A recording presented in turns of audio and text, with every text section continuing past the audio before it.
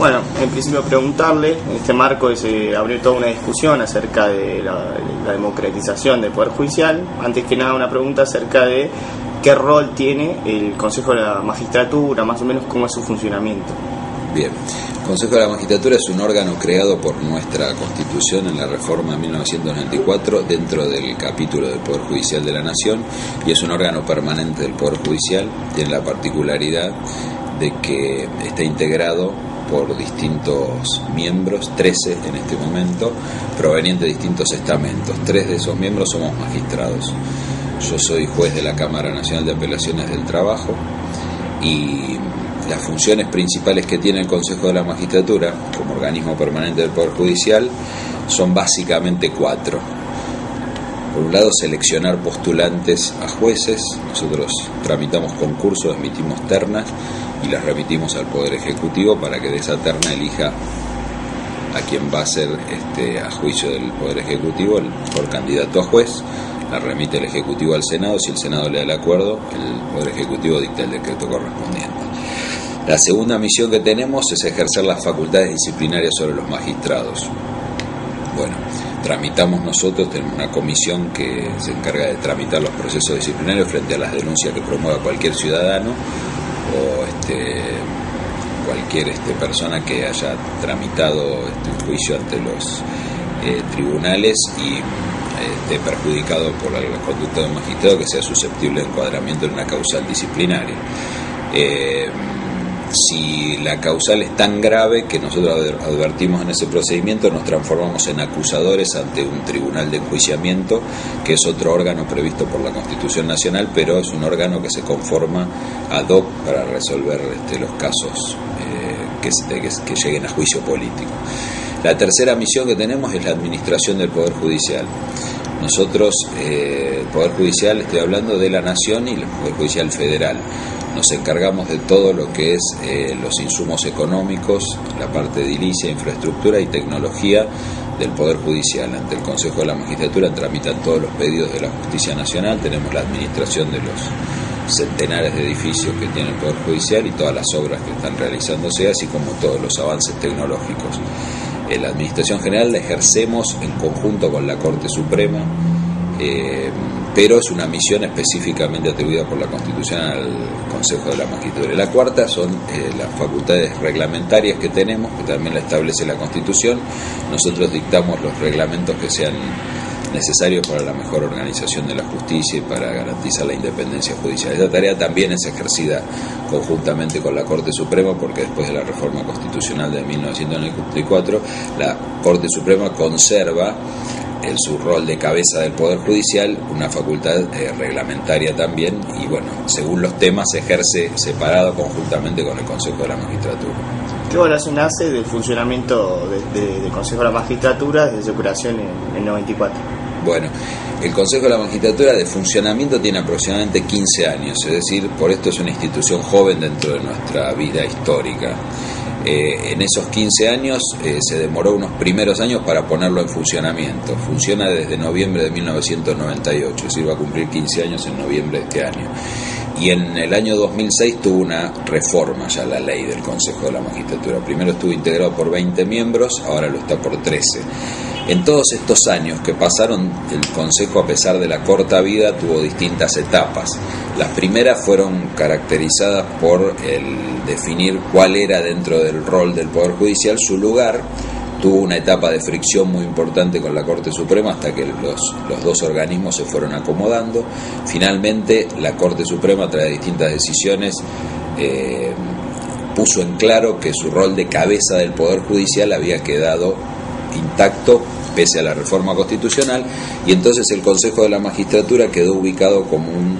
organismo que tiene competencias específicas y exclusivas atribuidas por la Constitución, como la selección de magistrados y la facultad disciplinaria, y el resto de las competencias, la administración y la reglamentaria, repartidas con la Corte en los distintos temas. Bueno, balance, es una institución joven dentro del país, es difícil hoy hacer un balance, pero hubo algunas etapas claves que atravesó el Consejo y que fueron marcando los distintos pasos. Hoy nos encontramos con una etapa de, podemos llamar entre comillas, crisis, porque hay una gran cantidad de vacantes en el Poder Judicial y tuvimos en los últimos meses algunos inconvenientes de orden político-institucional que nos impidieron terminar con algunos concursos, y eso dio lugar a una serie de cuestionamientos acerca del efectivo funcionamiento del Consejo de la Magistratura, que quedó a la vista que se trata de un órgano demasiado deliberativo y en algunos puntos quizá muy politizado, y esa politización muchas veces genera cierta parálisis o cierta dificultad para andar en la velocidad que creo que la sociedad en este momento necesita que el Consejo funcione. Este año, 2013, me toca asumir la presidencia desde febrero hasta febrero del año que viene, y me propuse como una de las primeras políticas a adoptar la de recomponer el diálogo entre los consejeros, que de alguna manera se vio deteriorado por lo que pasó en los últimos meses. Creo que esto de alguna manera se está logrando, poder avanzar en los trámites que nos quedaron pendientes y que tienen alguna demora, y hacer una fuerte dedicación ahora a las incumbencias exclusivas que tenemos, como es la de selección de candidatos a jueces y ejercicio de las facultades disciplinarias, porque me parece que en esto tenemos muchas vacantes en el Poder Judicial. La sociedad está reclamando que nosotros produzcamos las ternas, para eso se necesita darle mayor agilidad a los concursos, y en materia disciplinaria tenemos mucha cantidad de denuncias, cerca de 400 denuncias, de los menos de 1000 magistrados que hay nacional y federal en todo el país, una cantidad proporcionalmente muy significativa. Entonces, bueno, yo conversé ya con los presidentes de las comisiones de selección y de disciplina para poder agilizar los trámites en las dos comisiones, y en materia de administración pienso hacer un fuerte trabajo, como lo hice en la primera presidencia que me tocó en el año 2011, atendiendo requerimientos de infraestructura, que tenemos muchos en todo el país, y atendiendo reclamos también atendiendo temas de tecnología, que en realidad no son reclamos, porque en esto estamos avanzando muy fuertemente junto con la Corte Suprema en lo que es el nuevo software, programa de gestión del Poder Judicial de la Nación, que ya estamos instalando y tenemos pensado tenerlo listo para los primeros meses del año que viene. En esto dimos un paso muy importante, porque estamos modernizando el Poder Judicial en lo que es la gestión de los expedientes, tendiendo a lo que es el expediente digital, incorporando todas las nuevas tecnologías, y entre esas yo estoy impulsando el tema de la notificación electrónica y bueno, otras herramientas que van a permitir que en los próximos años veamos los frutos, porque va a cambiar mucho el desarrollo de las causas judiciales. En este contexto que usted describía en su exposición, una de las propuestas que empezó a surgir y que incluso fue mencionada en la Asamblea Legislativa de hace muy poco fue la posibilidad de que la selección de jueces o la selección de los integrantes en realidad del Consejo de la Magistratura sea hecha a través del voto popular. Y el cuestionamiento que aparecía dando vueltas era la posibilidad de hacer eso, si era constitucional o inconstitucional. ¿Cómo ve esta iniciativa, y si es o no, si se pueden realizar cambios sin que sea inconstitucional? Sí, yo creo que la Presidenta de la Nación expresó algunas ideas en relación con la necesidad de cambios en el Poder Judicial, que creo que son bienvenidas en la medida en que puedan propender a la mejora del Poder Judicial, y en este sentido creo que tenemos que estar abiertos a lo que la titular del Poder Ejecutivo está expresando, con lo que eso lleva implícito, que es ser la portavoz del Poder Ejecutivo, que es uno de los poderes políticos, por lo tanto representativos de la voluntad popular. De la misma manera, lo que se avance en el ámbito del Poder Legislativo como expresión de otro poder político que también representa la voluntad popular, es necesario que sea escuchado y canalizado dentro del Poder Judicial, porque esto expresa de algún modo lo que es el sentir social, las demandas que a través de los poderes representativos puede tener el Poder Judicial. Yo creo que las propuestas, y en particular la de la elección por el voto popular de los miembros del Consejo de la Magistratura, plantea un desafío dentro del Poder Judicial, porque es una innovación y tenemos que esperar ver el proyecto concreto, que va a materializar esta idea como para poder dar una opinión seria al respecto, tanto en lo que hace a la constitucionalidad del proyecto que pueda haber de ley en este sentido, que reglamente la cláusula de la Constitución, que es concretamente el artículo 114, que es el que establece la integración y los modos de integración del Consejo de la Magistratura, como también la conveniencia de ese proyecto de ley también para evaluarla en el marco de lo que es la historia del Poder Judicial, la realidad actual del Poder Judicial como poder independiente del Estado. Lo que yo creo es que, sobre la base de que es necesario esperar el proyecto, yo no estoy en condiciones de descartar de plano desde el punto de vista constitucional la idea expresada por la Presidenta de la Nación, porque me parece que la integración y la elección de los miembros del Consejo de la Magistratura tiene distintos matices y no se puede juzgar en abstracto o sin conocer el proyecto en base al cual se va a materializar la idea, la constitucionalidad o no de esto. A mí me parece que en esto es necesario esperar, es necesario contribuir en la medida en que se pueda surgir un debate social, pero creo que es bienvenida la idea de que la sociedad pueda tener alguna participación en el funcionamiento y la integración del Consejo de la Magistratura, pero que esto a la vez tiene que ser acompañada por una mayor responsabilidad de quienes, de la sociedad, mediante los mecanismos que permitan una mayor cultura cívica en este sentido, es decir, concretamente que la sociedad pueda tener medios para conocer qué es el Consejo de la Magistratura concretamente, cómo actúa, quiénes lo integran, qué perfil tienen que tener sus integrantes, y de alguna manera también que la sociedad comience a asumir la idea de qué perfil es necesario que tengan los jueces de nuestra Constitución, porque esto creo que plantea de alguna manera una interacción en la sociedad que le genera a la sociedad una mayor responsabilidad. Entonces, en este sentido me parece que, tomando en cuenta el equilibrio sobre el cual tenemos que transitar para que cualquier reforma legal pueda tener como destino una mejora, entonces en esa medida tenemos que acompañar los debates que puedan surgir en este sentido y enriquecerlos. No hay que descartar en esto, porque me parece un hecho muy significativo y muy importante de los últimos años, que hay un proceso de reforma que surgió dentro del Poder Judicial hace más de 5 años a partir del cambio de integración de la Corte Suprema de Justicia de la Nación y el liderazgo que asumió en concreto la Corte Suprema respecto de no solo del Poder Judicial de la Nación, sino del resto de los poderes judiciales locales, provinciales. Hay que aclarar, y esto es bueno que la sociedad conozca, que en Argentina coexisten 25 poderes judiciales, el Poder Judicial de la Nación y el resto de los poderes judiciales de las provincias y de la Ciudad Autónoma de Buenos Aires. La Corte Suprema, en este sentido, adoptó un liderazgo y promovió una serie de cambios que ya estamos nosotros viendo, son palpables hoy por la sociedad y significan un cambio importante que en su momento yo, desde mi rol de juez, de camarista, de presidente que fui de la Cámara Nacional de Apelación de Trabajo y hoy como presidente del Consejo de la Magistratura, acompaño y trato de que ese proceso se complete, se desarrolle, se profundice,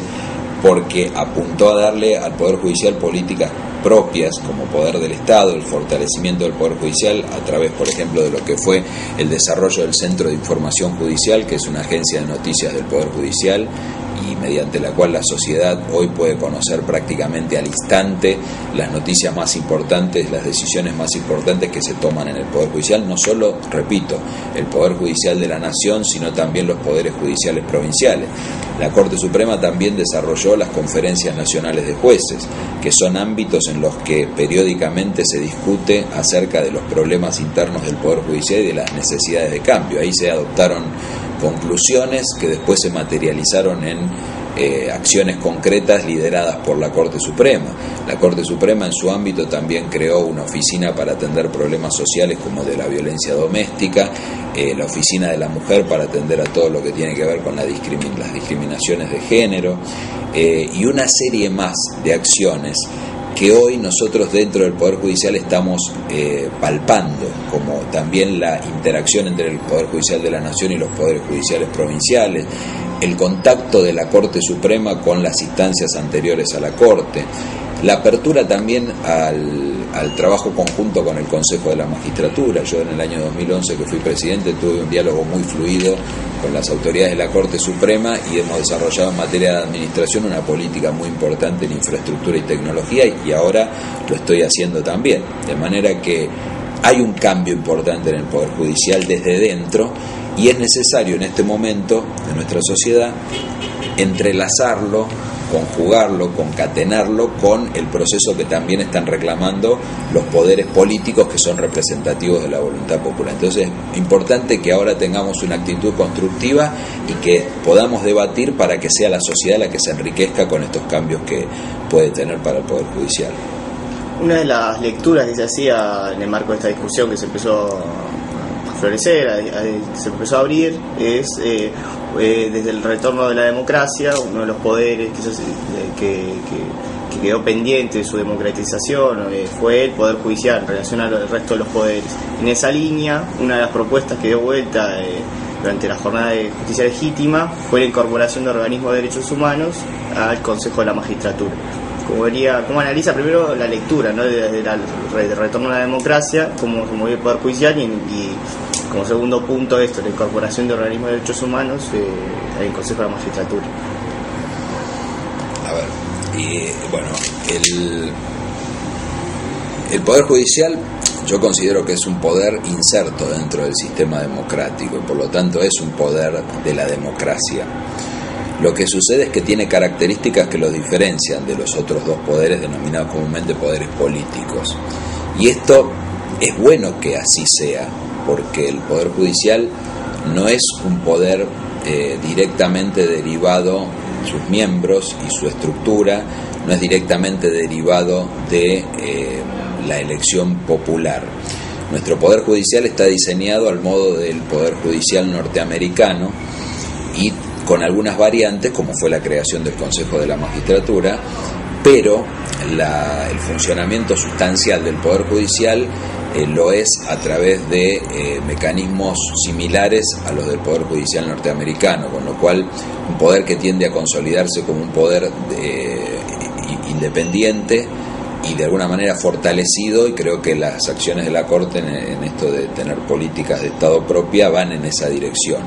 Hay que conjugarlo con la idea del Consejo de la Magistratura como depositario de algunas facultades que en algún momento tenían los poderes políticos, como es la selección de los candidatos a jueces, y otras que tenía la Corte, como el ejercicio del poder disciplinario. Pero esto creo que en la medida que el Consejo vaya transitando con sus distintos cambios en estos años, la identidad se va logrando. Desde ese punto de vista, entonces entiendo que el Poder Judicial es un poder democrático por estar inserto dentro del sistema democrático. Ahora, el diálogo, el debate, todo esto me parece muy bueno para que esta inserción democrática del Poder Judicial se pueda dar en la mayor medida. Ahora, analizar los años transcurridos desde que recuperamos la democracia hasta ahora en el ámbito del Poder Judicial puede tener, varias visiones posibles. Yo hacía en un análisis tal vez rápido y no una tarea investigativa que requeriría tal vez para mí un análisis en particular que no estoy en condiciones de dar así en una respuesta rápida, pero sí lo que veo es que hubo un cambio muy importante en la composición del Poder Judicial en los últimos años, y a través de la reforma de 1994 a la Constitución y del cambio de integración de la Corte, hoy se ve estructuralmente distinto el Poder Judicial. Si uno me hubiera preguntado hace 15 o 20 años si nuestro Poder Judicial era corporativo, yo tendría una respuesta muy distinta a la que tengo hoy. Hoy puedo decir que es importante cuando hablamos, por ejemplo, de corporación dentro del Poder Judicial o de no democratización. Yo tendría que decir que no hay que confundir la generalidad con la patología. Hoy podemos decir que el Poder Judicial no es un poder, puedo opinar que no es un poder corporativo, sino que es un poder inserto en el sistema democrático y republicano, y un poder dentro del cual, por su propia estructura y forma de ser, existen algunas tendencias corporativas, pero esas tendencias hoy son aisladas en contraste con la generalidad. Hoy en la generalidad del Poder Judicial no funciona, a mi modo de ver, con mis más de 25 años de experiencia dentro del Poder Judicial, como un poder en general corporativo. Pero sí advierto que es importante abrir todos los espacios que puedan ser permeables a la voluntad popular para enriquecerlo, y también a la integración de lo que es la política de derechos humanos. ¿De qué manera se puede lograr lo de los derechos humanos? Bueno, hoy tenemos una Corte Suprema de Justicia que tomó una postura muy importante, no solo en sus fallos, sino en las tendencias que fue marcando en el resto de los tribunales del país en materia de derechos humanos. Hoy tenemos un Consejo de la Magistratura que tiene una estructura especial dedicada a los derechos humanos, que yo en mi presidencia anterior me ocupé de que se ampliara en el plano de la infraestructura y que desarrollara un sistema de videoconferencias para desarrollar los juicios de lesa humanidad en todo el país, que creo que hoy es modelo. Hoy la estructura con la que contamos en el Consejo de la Magistratura y de servicio que brindamos a los tribunales nacionales y federales en materia de desarrollo de juicio de lesa humanidad, con las videoconferencias, nos ha dado resultados muy satisfactorios, porque nos permitió en mucho menos tiempo del que se podía esperar haber desarrollado y concluido causas de derechos humanos, haber obtenido condenas, y esto teniendo en cuenta que estamos a décadas a décadas de lo que sucedió en nuestro país, y que todos querríamos ponerle un fin, pero un fin como corresponde, dando justicia a través de las condenas a quienes deban ser condenados. Entonces, el hecho de que hayan transcurrido décadas hacen que hoy tanto los testigos como los imputados sean personas, inclusive los familiares de las víctimas, o las víctimas mismas, aquellos que sobrevivieron, personas de edades muy avanzadas, en los que la celeridad en los juicios es prácticamente esencial. Desde ese punto de vista, yo me ocupé de que no se perdiera tiempo en esto, y que el Consejo de la Magistratura, en la medida de su incumbencia, dotara de la infraestructura lo más rápido posible para que los juicios se desarrollen. Y hoy creo que tenemos en eso un desarrollo muy importante, que está dando resultados muy importantes, y hoy lo podemos exhibir como un logro, y porque creo que además esto en unos años va a ser un logro histórico para las generaciones que vienen, porque nuestro país en esto también dio pasos que creo que son ejemplos para otros países en cuanto a poder estar cerrando una etapa que queremos que no se repita. Me quedan una o dos preguntas más. Una de ellas me recordaba algo que ha dicho la Procuradora General de la Nación, Gis Carbó. Dijo, cuando se discutía un poco este concepto de independencia del Poder Judicial, ella hablaba en todo caso de dependencia, y hablaba de dependencia tanto interna, por reglas propias del sistema judicial, del Poder Judicial, y de dependencia de factores externos del Poder. ¿Cómo compartiría este análisis? ¿Cómo ve esta declaración? Sí, yo creo que la independencia tiene que ser entendida en el sentido más alto y más completo de la palabra independencia. Cuando hablamos de independencia tenemos que ir redefiniendo el concepto a la luz de lo que es una interpretación dinámica. Hoy la independencia debe entenderse como la necesidad de un poder judicial independiente de todo tipo de factor, ya sea político, ya sea económico, ya sea corporativo, inclusive también de cualquier factor interno que surja dentro del Poder Judicial y que esté indudablemente influenciado por cuestiones distintas de la que es un fortalecimiento sano del Poder Judicial. Yo no le tengo miedo al fortalecimiento del Poder Judicial por el miedo al corporativismo, sino yo pienso que el Poder Judicial se tiene que fortalecer, y lo tiene que hacer con mecanismos de control suficientes, internos y hasta podrían ser externos en la medida en que no vulneren la independencia, pero el control externo más importante es el de la transparencia, es el que permite que el Poder Judicial pueda ser permanentemente visto por la sociedad y que pueda tener válvulas tanto en lo que es en los aspectos jurisdiccionales del Poder Judicial a través de la utilización de los recursos que estén al alcance de la sociedad y de los interesados en cada caso, es decir, que tenga los recursos suficientes para ir transitando las distintas etapas, instancias en el plano procesal de un expediente concreto, como también abiertos los canales disciplinarios para que cualquier conducta anómala dentro del Poder Judicial pueda ser planteada y tratada y resuelta en los ámbitos institucionales. Para esto está el Consejo de la Magistratura, para tramitar denuncias, para que también la sociedad conozca cuando se tramite una denuncia, para que cualquier ciudadano pueda tramitarla y ver que se obtiene una respuesta. Entonces me parece que en la Argentina tenemos también que aprender a usar las herramientas que el sistema mismo nos proporciona, confiar en esas herramientas y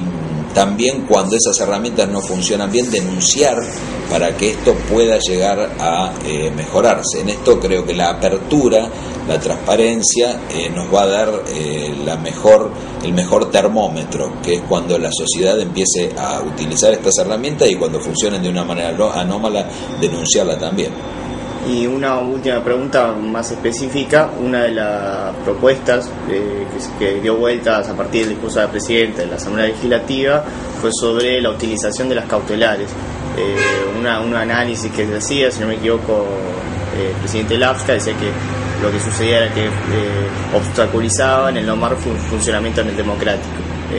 ¿Cómo ves la utilización de estas cautelares? Yo creo que las medidas cautelares son un modo de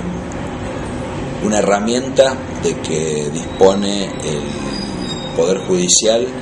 para casos excepcionales y para casos en los que se configuran circunstancias urgentes, como son el peligro en que una decisión judicial pueda llegar tarde dentro de un proceso. Pero tienen que ser utilizadas precisamente con la excepcionalidad para la cual fueron creadas. Si una medida que es creada para la excepcionalidad se utiliza de una manera ordinaria, entonces se desnaturaliza. Y también es necesario que cuando se utilice una medida cautelar como medida excepcional se piense en las consecuencias que pueda producir no solo para las partes sino también para el conjunto de la sociedad, sobre todo cuando se trata de una medida cautelar dictada respecto de un acto proveniente de un órgano cuyos actos se presumen legítimos. Entonces creo que hay que tener una particular visión excepcional cuando a través de una medida cautelar se innova en un acto proveniente de un poder cuyos actos se presumen legítimos. Creo que en esto existe una gran responsabilidad judicial, sobre todo de los jueces de las primeras instancias o segundas instancias. ¿Por qué? Porque la responsabilidad que tienen es muy alta comparada con los efectos que esa medida puede producir. Entonces, en este sentido,